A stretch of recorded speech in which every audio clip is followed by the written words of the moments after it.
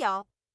This is a different type of video that I usually post, but I just want to say something that I know that teachers know instinctually is that we are amazing content creators, right? Whether it's designing a really engaging Google slide to present a concept to our students, or whether it's even like putting together materials for a unit, whether we're sourcing them from other sources or we're creating them from scratch.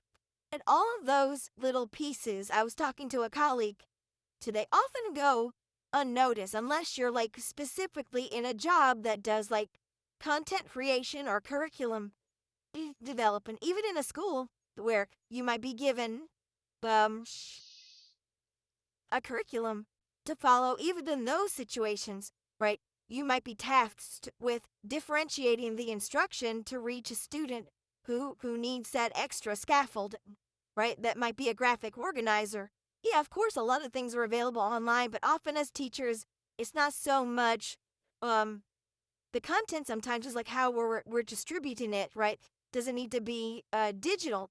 Can I print it out on a PDF, right? And you know, in a teacher's life, oftentimes the printer doesn't work or the Wi-Fi is inoperable and you have your plan B, right?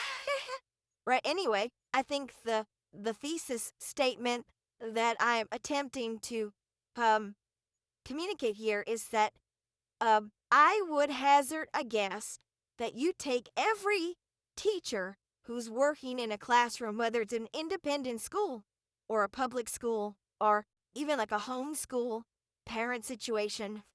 I'd bet you, depending on the time that you've been in the industry, you have amassed an amazing pantheon or panoply of resources. So I guess my clarion call or my call to action to you is that what are you creating?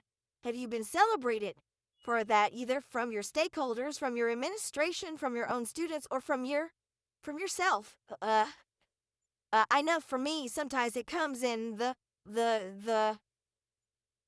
guise of, oh, I really love this resource, or when people come to you and they ask you for a particular resource.